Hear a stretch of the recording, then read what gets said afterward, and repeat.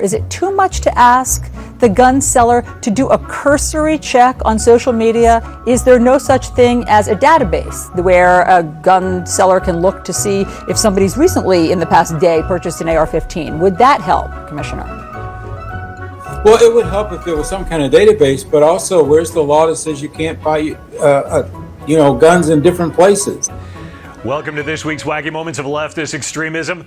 This week, the leftist media just couldn't enjoy Independence Day without having that federal Leviathan give them its full support for killing babies at will. More than 100 million women and queer folks with uteruses too woke up to yet another day in America, basically as state property in the more than 20 fully or partially Republican-controlled states that the Supreme Court's conservative majority unleashed to literally take physical control of half the population.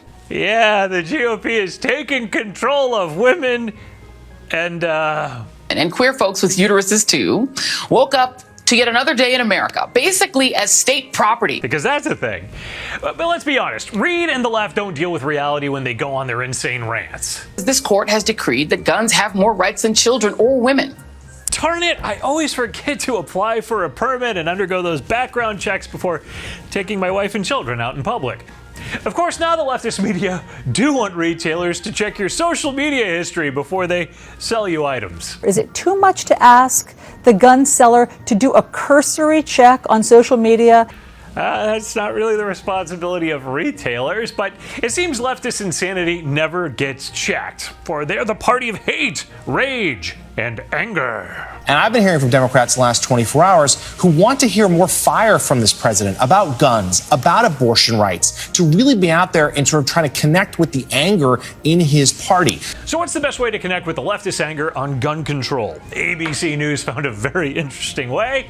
Promote your anti-gun rights agenda by pushing a newly released mental patient's thoughts on gun control. You know, how about John Hinkley Jr., the man who shot President Reagan in 1981?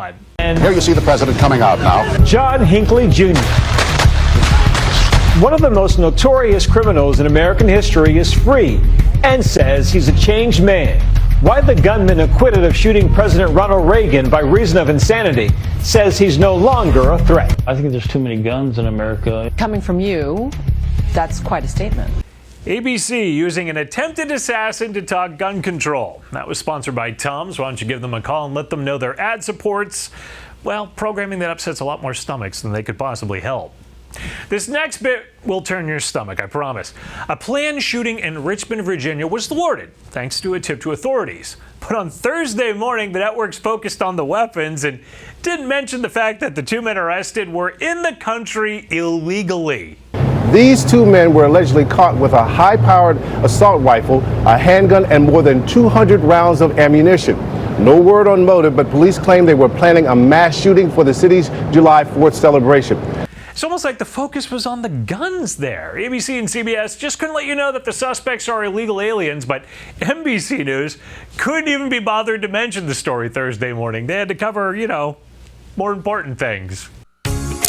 We're back this morning with the new show that is taking Broadway by storm. It's called A Strange Loop.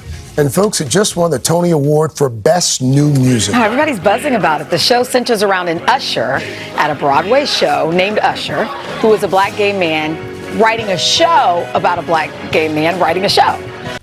Yeah, fascinating.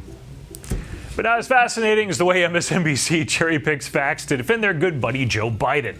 Stephanie Ruhle this week, once again holding a panel explaining why Biden's inflation really isn't all that bad.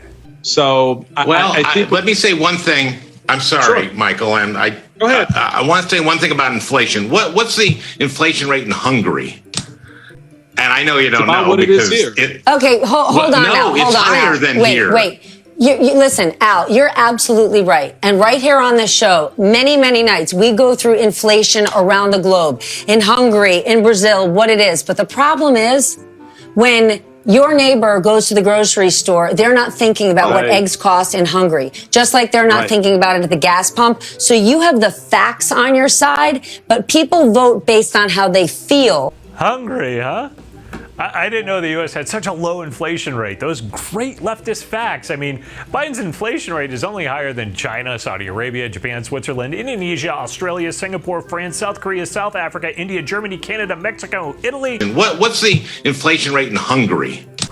Well, darn it, that should be the Democrats' new slogan. We're doing better than Hungary.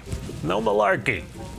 Why am I not surprised that it's just another week where the left cherry picks facts or simply avoids them completely? Yeah, I mean, as the truth is under attack, journalists are under attack. It only goes that one would follow the other.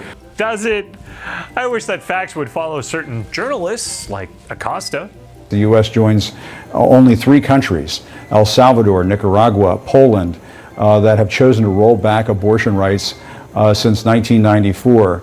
That isn't exactly stellar company. Except most of Europe has bans on abortion after 12 or 13 weeks. Not regionally, but across entire countries like Hungary. No malarkey.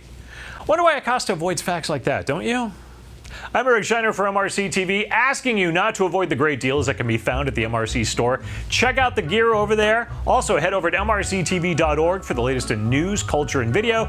And be sure to like, share, and subscribe to these videos on the social media sites that let you share them, especially Rumble. Hit that plus sign. And we'll be back next week with another look at leftist media madness.